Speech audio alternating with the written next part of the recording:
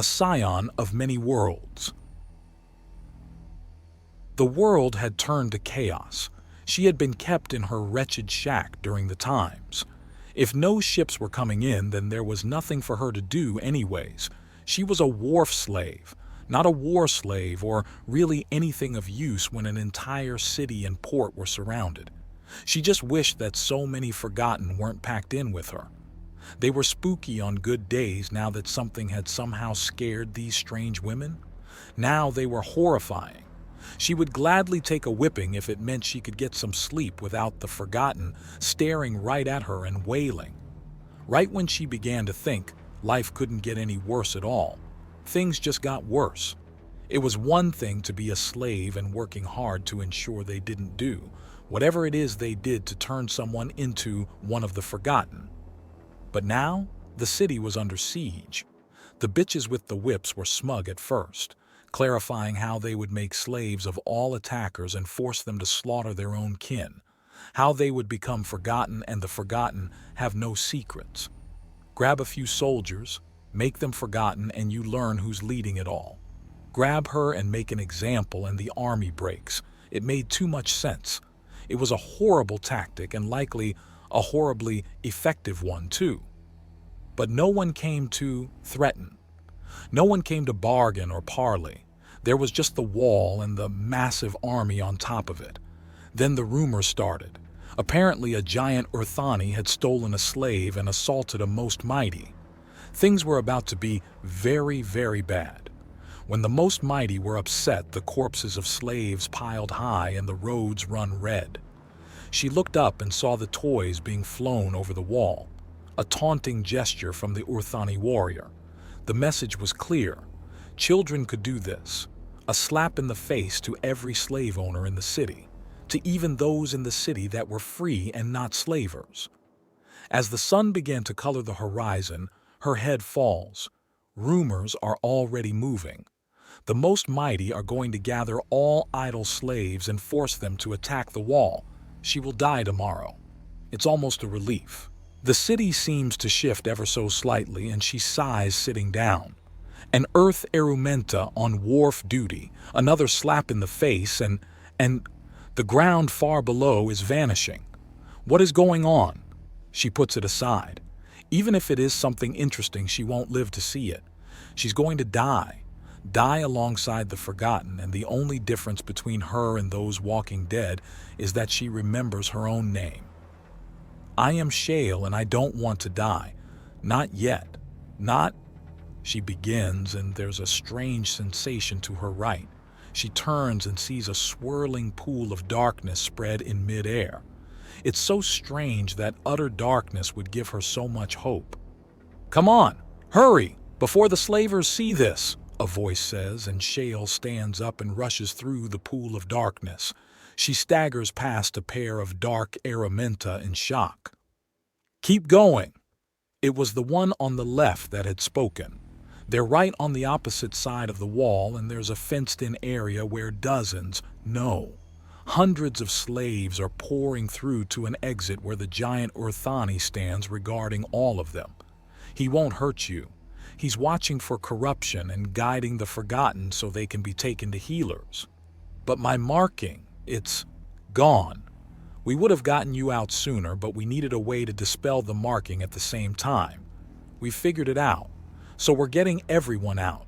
Keep moving, please. We have a lot more people to rescue, and dawdling slows everyone down. The dark Erumenta says, and Shale stagers a bit. Go on, you're free. The camp will see you fed, cleaned, and dressed. There's a gateway to the Aridus Valley beyond.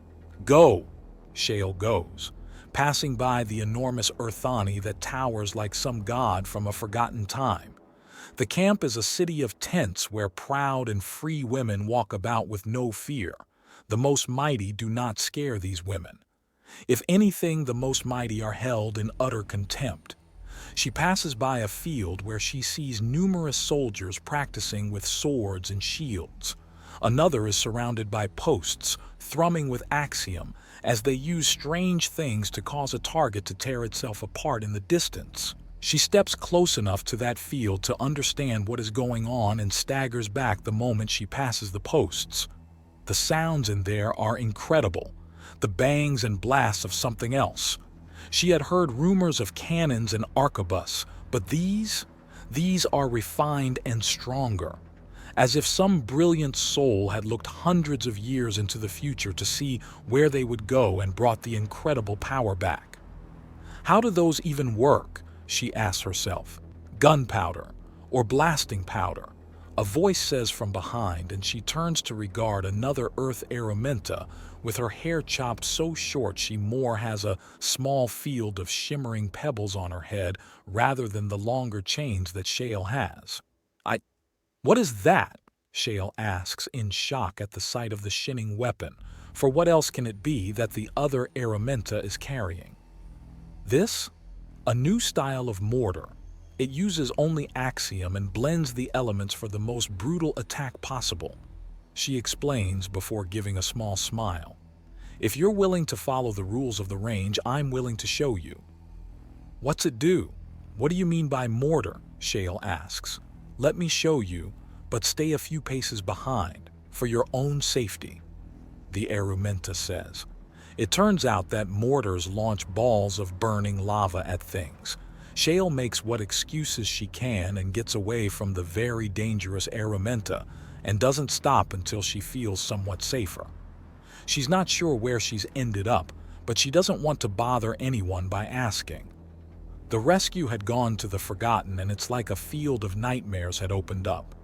It's like the girls he rescued before, their souls hang on by only the slightest tether. They stagger out, moaning and wailing like a sea of zombies. They're clean of corruption. Hell, they're unmarked by slave seals as well. Too lowly to even be whipped as well, so they're physically in better shape than the average slave. Healers from Aridus and both the Serpent Empire and the Breakaway Empire help guide them. The flying hospital he established in Miru is parked just on the other side of the portal, and its healers are out and escorting the girls as well. It's hard for Jasper to keep his focus. Every new face from the portals is another travesty, another reason to just rip the cord now and drop this miserable blight of a city into a pit.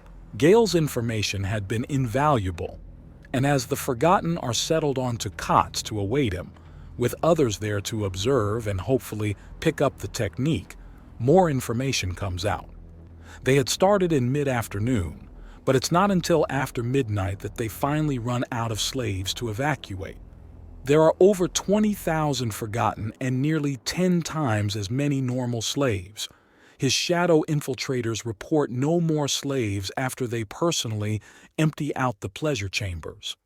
That there was at least a time torture was in vogue, for pleasure nearly makes Jasper sick.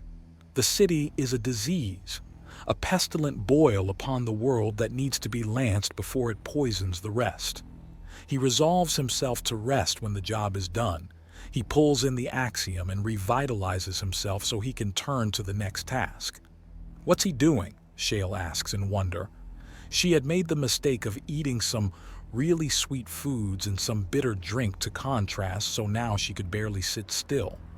She had spoken to many about the great Orthani or Warthani, or any number of other things he was called. The stories that swirled around the being made him seem less and less real with each retelling, but he was still, clearly, obviously real and powerful, so very powerful. Healing them and teaching others to heal as well. A Nagasha states. Amelia Coyle had been so very kind to her, showing her where she could get a bath and clothing and then food. Of course, she also hadn't warned Shale exactly what the brew she drunk was called until she already had 2 glasses of wake brew. You can't heal the Forgotten. They're hurt in a way that can't be recovered from. A wound deeper and more powerful than any flesh or bone, Shale says sadly. Just keep watching. I've seen what he did. I'll be joining the ones surrounding him in a bit, provided that his plan on teaching works. Amelia states as she shifts with her fins quivering a little. The Hydro Nagasha was very eager to watch. Screams followed by choking sobs pierces the night as the forgotten Foza that Jasper had been leaning over suddenly sits up. He pulls her close as she weeps openly and in horror. "Child, do you remember yourself?" I was gone, but couldn't go." The forgotten wails and Shale's jaw drops. "You're here now. You're alive, and with a touch of guidance you can get far away from your tormentors. My name is Jasper Emmanuel. Who are you?" "Carrie. My name is Carrie." She weeps, and he pats her gently. She seems but a tiny child compared to his enormous size, and her sobs pull at all who watch. "Did you girls see how I did that? You were near. Did you sense the other direction?" Jasper asks. I think so," a Lyrak in a healer's robe says. "I have never sensed such before, but then take it as slowly as possible. Speed comes with familiarity, and I'd rather have this healing take weeks and not lose a single soul than finishing in an hour and losing even one. Our victory over this evil is in more than blood spilled, but also in souls saved. When you spot the threads, feed it power as gently as you can, and only when you are sure beyond sure that you can pull upon it, only then do you draw back the soul. Gently, ever so gently." Jasper orders, and the healers around him nod. "Good. Then get to it." The wailing and weeping Carrie is helped away by others, and Amelia slithers up to observe as Jasper starts drawing another back to this world. Shale can only stare as more and more forgotten are made to remember who they are. Not a one of them is calm or anything other than a mess. Some she even recognizes. She had cursed at them for wailing, for disturbing her sleep, or just creeping her out. It's not until she reaches the cot of one of the forgotten that she realizes she'd been walking towards them. She wants to help. She has to help to make amends for she has to. "Child, excuse me," the healer says, stepping up beside the forgotten that Shale remembers. "How does this, this is a very new field, child. We don't have proper names for everything. Even Lord Blue refers to the place we're reaching into as the other direction. Many questions we have of this place simply don't have answers," she says before placing her hands on the brow of the Air Erumenta. "However, if you wish to help, then pay attention. It will take me time to heal this one. That gives you more time to discover the other direction. Once you have that, you can begin to help." "Thank you," Shale says, and after a few moments of wondering what to do, she puts her hands over top the healers. "Perhaps like this child." She corrects, pulling her hands away and then placing Shale's hands to either side of the forgotten's head. After a few moments there is an, "What is that?" Shale asks. "This?" the healer asks, and there is an ever so slight pulse in it. "Yes, that is the other direction. Axiom can interact with it, but only if you know which way is the right way. Now pay attention. You need to find the thread like so. This is a tether. It connects the soul to the body. What we are doing is strengthening the tether so we can use it to draw back the soul. Once that is done, it's up to the patient to heal. You don't just make it better? Oh child, all healing requires the one being healed to heal themselves. We just make it easier. We cleanse poison, slay disease, and bring the flesh closer together. But for it to truly heal, it must heal itself. In this, the soul is no different. This soul is no different. It has been ravaged and ruined, but it still is, and it can heal. We must simply bring it back so it can heal. She can feel it as something other and more descends and binds itself fully into the forgotten. Her eyes go from half open and in a deep stupor to startled as she curls up on herself with a presence of pure horror. It's okay. It's okay. You're back. You are back. It's over. Shale starts trying to comfort her before she can even stop herself. What's your name? I'm Amy. Amy Brooke.